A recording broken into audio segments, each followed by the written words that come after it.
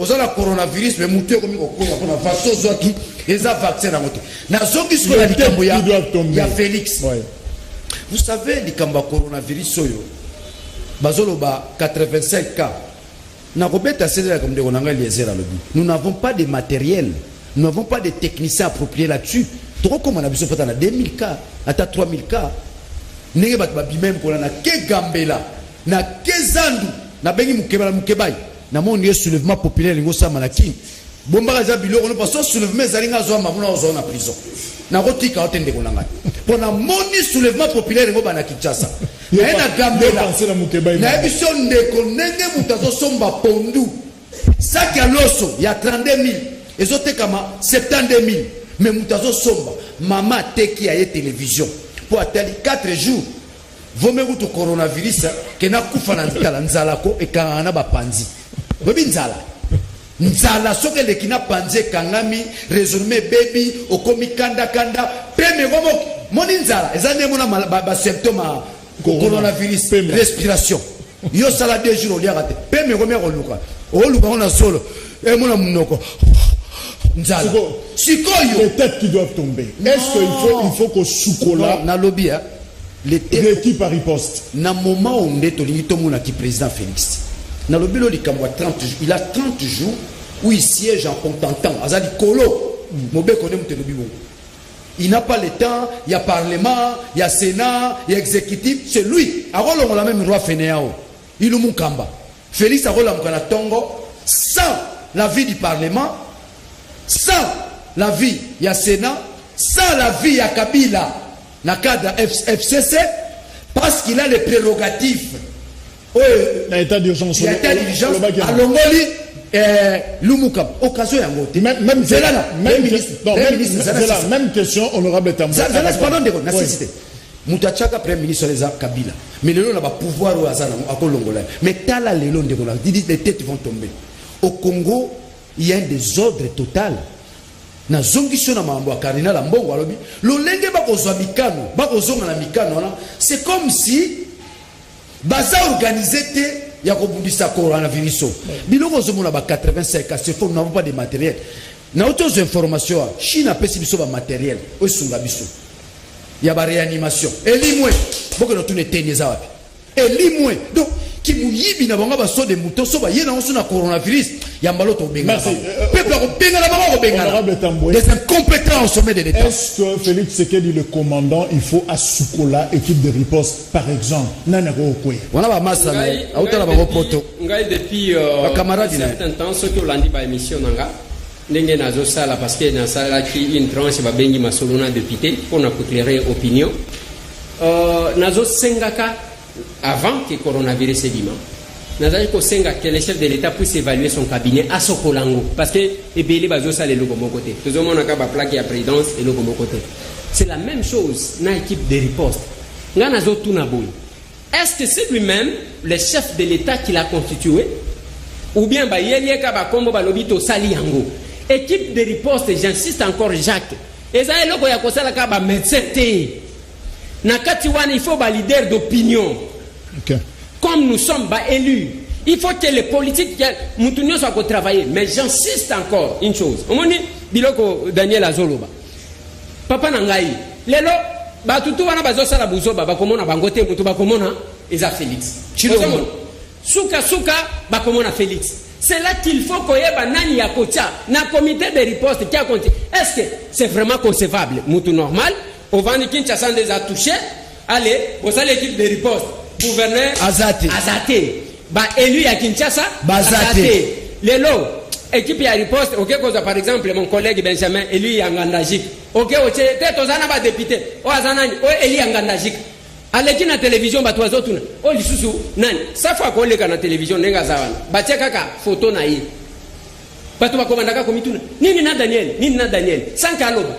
Mais ezana bilonyi muso bakotia bato bazotuna mais mutu wana kolekisa quel message il est temps que le chef de l'État d'abord qu'il voit clair dans l'équipe de riposte parce que makambo ya coronavirus j'ai dit que Félix a désormais un mandat le plus difficile parce qu'il faut relever des défis il fallait qu'il au moins Daniel Azolo va bien que institut de recherche scientifique baboma yango. Baboma. Il fallait qu'on réunisse les scientifiques. Ok? Kotia bango pour que ba étudier quel est le produit. On a quelques messages avant la paix Sabino ba recommandation Kiwongi alobi salut mon amboka Jacques nous n'avons plus la chance na RDC bati kakovandi sabiso na bandaku dans le néant tisikoyo ata image mon côté tozo mona ce qui est très étonnant la RTNC diffuse les images des autres pays africains kasi ya biso awa ata mon côté pays net cap vers ba image ezali tokoboya yango te ndenge nini penza bazoko sabiso kasi tozo respecter kaka ba règle d'hygiène. Merci. Midon alobi s'il vous plaît, monsieur Jacques, faites parvenir ma question à tes invités. Apparemment, il y a un vaccin américain qui aura comme terrain de son test, c'est l'Afrique. Donc, ils veulent tester leur vaccin en Afrique. Est-ce que cette information est vraie? Si oui, pourquoi eux-mêmes ne sont pas testés, ne l'ont pas testé chez eux? Midon depuis Pascal. Je crois que Daniel Safalobela Kiango. Doc Salobi, Mawatro, nous n'avons pas la chance de se payer avec soi-disant dirigeants, irresponsabilité et contradiction au sommet de l'État. Si nos soi-disant dirigeants étaient vigilants pour fermer, interdire les vols de direction, mais cette maladie n'est pas ici. Plams Ilunga, Ezo Kendemabe, Metezo Yoka ministre de l'éducation, Azo maintenu Kakadati à dissertation na tenafeb, Pelisusu exeta, mais Baye Bisabiso. Un mois autovandi na bandaku, eza volonté na biso te, mais à cause ya virus oyo sikoyo. Tangu classe Kozonga, est-ce que Bakubaki c'est la biso un mois pour te récupérer Barreta? Nicole Mavanga, notre gouvernement est médiocre. Nzamba Sunga, en réalité, il faut que tous se démissionnent ensemble avec le chef de l'État, Batubazo, Koufa et Zolobela, Bango et l'autre côté. Francine Bassome, bizarrement, nous n'arrivons pas à comprendre ce qu'est un phénomène. Benda Lokotro, la communication médiocre. Mawa, nous craignons le pire. Message Yasuka. Quant à moi, je trouve que nos autorités sont en train de blaguer avec les vies des Congolais du fait qu'ils attendent la situation puisse s'aggraver pour qu'ils prennent des décisions responsables. Honorable Daniel Safo Bouchemouni, recommandation nayo et zanini par rapport à la gestion et la riposte contre le coronavirus. Nalobi yango baimboka tangu toyaka tosenga bino mingongo polobito kamba mboka botala kanana kopesa mongongo nayo botala kanana kopesa mongongo nayo. On est en face d'un gouvernement mawa ministre teni on a besoin de baluka on dit mtazo sala musala zéro papa zéro, tu dois démissionner un certain degré.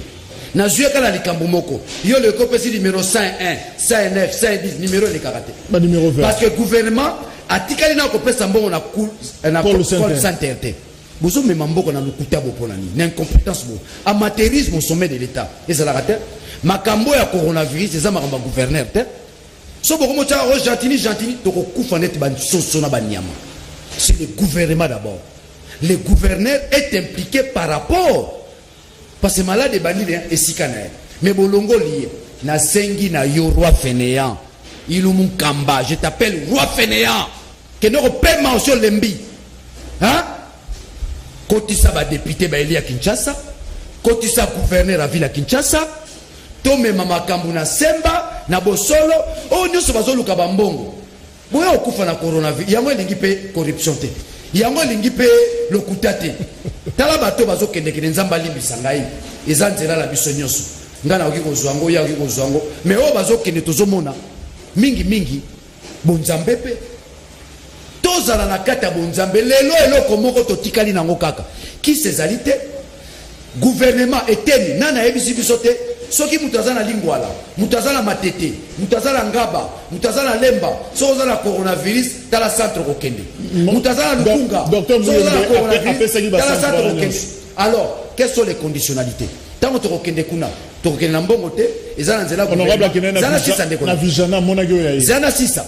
C'est pour dire que baye bazo kamba biso nzamba lingo talisa biso ete bazana bwanya bazana mayele to bazana bopikilikini mais tokomi komona lolenge zo kendela bazo kamba biso babienga makite bakamba biso. Merci. C'est un accident. Alors sur les accidents biso peuple to kondima to kufa boete. Merci. Pardon, secrétaire général de la Nations Unies, Alobi Boye. Guterres. Alobi Boye. Bolanda te, ba chiffre oyo, ba pays africains, bazo pesa. 80 cas, 6 morts. Pambate, ils n'ont pas de matériel approprié. Donc, en Afrique, ceux qui vivent au monde, to se mobiliser. Il a pris le cas de la République du Congo. Il y aura des millions et des millions de morts. Si vous avez un président, il y a un ministre. Merci. Honorable Eliezer Tamboué, recommandation élu. Je rappelle que vous avez députés nationaux, binondé pour investir gouvernement, binondé en principe bozo kamba masolo, na katamboka boza na contrôle wana recommandation et anime parce que exécutif ne face à la moussala. Merci beaucoup, Jacques. Roi fainéant. Je rappelle que même la police au la moussala non protégée. Bas soldats na biso baza protégé. Pardon, Jacques, pardon. Non, pas un élément. Pardon, Jacques. On lobby comme la police. Et le côté aux allées, c'est un gabolingo ya mboka. Tout le monde l'appelle moi le costo na maramusus. Vous savez, quand son azo c'est combien la ville 2 milliards 400 000 pour nous équiper police. 2 milliards 400 000. De l'équipe où tu n'as mbongo yo, o ezo senga pour na coronavirus nini encadré 2 milliards 400 000 au cas son azo mais faut en charge ma police. Oui, ma en charge. Mobilité na bango. Mais token de peine ndenge ya harmonisation ville azana mbongo azo salani. Quasi mbongo azo salani. Merci. Ozola, et on to sengi nazo beta c'était pardon de Eliezer na zuma minute no ndambo na pesi na premier ministre. Na pesi ordre. Je suis sérieux. C'est un ordre impératif, monsieur Roi Fainéant. Dès la semaine prochaine, va revoir coordination à riposte. Merci. Gouverneur Azala, Bissoba député Elipe Tozala. Merci. Ceux qui dosaté. Merci. Mitali. Merci. C'est impératif. Ayoki. Honorable Tamboza Maloba. Merci beaucoup, Jacques. Je pense que le monde est touché, le monde est secoué. Bande Konangai. Ce n'est pas de la blague. Maladie et zali coexister dans l'andi même bande Konangai continue dans message. Bon mon a local la blague était si la RTNC ne fait rien, basen na bino misusu oyo toko sala ka musala pour que boye ba kama kamunenge zali. Parce que bolanda 80 ka wana te lelo na Kinshasa toko za la peut-être na ba 3000 4000 ka ata 11000 ozomon parce que mutupe bazo sala test azate et Jacques oyebi que batu lokola ba yebi que même soki ake hôpital ba ko sundola ye bazo batama na bandaku bazo pesa ye kisi abokoko bazo kende penza siko bato baza ba guéri wana est-ce que bino ba député bo soki ndo sola na bango boza guéri de basala ni parmi ba guéri na bengi mutu moko kombo na ye Vijay Chimanga tango na moni na yeba kite kazaji kobela tango na moni tweet na ye na bengi alobi mon frère j'ai failli mourir. Dieu est grand na qui bien mais tango azo oui tango azo loba aux a la possibilité à continuer parce que vous sentez que la respiration pose déjà problème. Il faut tout signaler à même pasteur qui s'entête. Le coronavirus est entré par une église. Toute notre solidarité d'ailleurs, on a vu dire Chimangeska Zolanda Bissou. Alors, est entré par l'église, il y a Milouz. Parce qu'il y a Milouz, il y a un peu ce que tel témoignage à pasteur, on peut comprendre. Mais il y a une chose, papa. On doit quand même reconnaître. Bakino en dépit à Kolobake Bazo Kanzal. Mais bato aussi quand même mot d'ordre pour preuve samedi bato babimakite bien que ça a été suspendu dimanche même les lots à la circulation ville morte et ça aussi il faut reconnaître que population azala qui prête à koto ça c'est là que j'ai dit hein, c'est l'état qui organise les choses et non le contraire donc on engage depuis baloba qui que moto ba même batumi balité est-ce que zomo na muto azo sala blague et comme ka mutu moko ceux qui au tourner au commune mais actuellement et là qu'on a koloba d'abord message nanga ils ko s'adresser ça tiré ce matin côté ané mon antenne comme quoi bandika is beta donc bandika est beta kana est-ce que c'est le moment ya dilogo wana oui na bisa Félix a pesa mana kanga nga motu oui otali j'ai devant Kyungu abimina katanga bato a perdre bato ya Kabila bolobaka accord Tshisekedi accord ndebo balobakati mais j'ai de wana zo réclamer bakor bino pe perdre pour abimaka na kolona bino bosala na ye vous devez passer dans le média boye sabato accord nini bosala na mutu wana akimi nenge tozolo baboye akeso ki wapi akoti samba oui ce sont des choses qu'on ne doit pas supporter c'est maintenant que le PPRD et aussi bande konangai likambu ya vaccin ngana lobi na bino boye omoni mundela avant que ba memela biso vaccin ba tango na Italie et banana Italie ba tango na États-Unis Espagne et que na Espagne que na France avant que ba ya nango awa pona likambo ya masque c'est que plus dangereux moninga na zana masque awa masque yango na komi ko tiango katika na tia potangu na moni place yango bazo sala yango et pas ba indien wana ce n'est pas possible ba muso pe ba leki wana ezwali puta bamba nelungi ata yo moko et on prend même un médecin qui était ministre de la santé ye wana na liputa ami bambi la fondation monsieur Laurent oui pour des raisons politiques est-ce que aux hommes que c'est normal et ça normal il ne faut pas se jouer na vie abata bande konangai bakinois nazo senga bino une chose ce n'est pas de la blague c'est ka bisou parce que okufa yo moko honorable nakato maloba zela nangna ça la formule to silisi oana tozana babilo na biso ya ko et puis Jacques na ça le peka moi remarque muke tangu na tomboli a lobby publicité mais tango za soki ne logo ya ba entien o ya ba vendre biso ya professeur obi comme le nani professeur a comme na Jérémy Mbinze Mokijo voilà Mokijo ouais de Mokijo monsieur le député na senga mlolo komoko Daniel Safoza ne Congo ndeko Tamboué aza espace Kassayen Daniel Safo un court message na langue na bino ya sensibilisation pour sengi bakotsa na comité ya riposte na lingina loba mingi ya linyaka ngade monante loba mbala moja na mwana na kati émission yo jusque là tout moni gouvernement organisation za nil na nzela ya etando soki balandaki biso yo premier ministre na eteni yo azosala ondire mutu azosala musala malonga mais il fait du théâtre soki bolandaki biso bo bongisa bokotisa biso na message bayaya komwibi zabaluti maladi mo maladi mako virus malembu vondi ben mudi kukisensu kumatete kungaba kulemba maladi maadi bampangi ya main ya ngaba mumeza bisa na belu maladi yake na mboka maladi ke na kufwa na kosukisa na lingala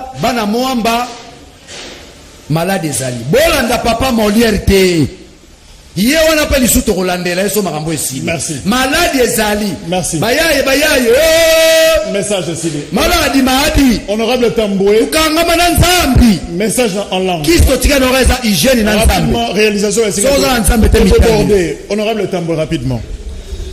Merci beaucoup pour la bande konangai. Je pense que je vais commencer par Swahili nake na Chiluba pour na osuki sana lingala bande kona bandugu wapenzi magonjwa iko hapa Kinshasa na mcheze mshikamata sasa ni mchezo bantu beko na landa beko na tafuta franga hakuna benye beko na tafuta franga magonjwa iko hako na ikikukamata pumuzi iko na katika na hakuna mtu atamo atakao kuangalia na vile watakuzika ninja kwanza kile batatu ni bamambo beta kingakati bubedi budikoko coronavirus ndisama dia bushu kaba nushimi to kaba no ambidi ni to baba sima batuleja basama di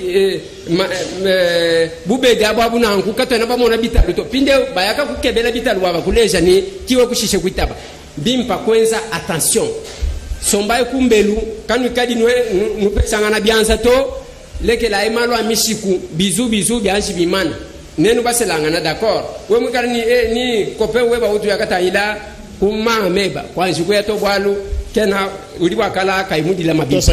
Je vais terminer en lingala en tant qu'élu de Kinshasa nazolo banabino une chose bande konanga na bande ko oyanga boye ba une chose boze la teke bala kisabino bibembe ya batu bakufi boze la teke bala kisabino maladi parce que coronavirus oke zuyo ezo kanga pema ao bomela ka biloko ya moto mingi biloko ya moto parce que balobi ezo sala 3 jours evande ateke ko boucher ba poumon. Merci honorable. Donc ba élu na biso nyonso ya Kinshasa pona ba membre ya gouvernement comité de riposte banani bazaba membre botika ko simbisa. Merci. Voilà.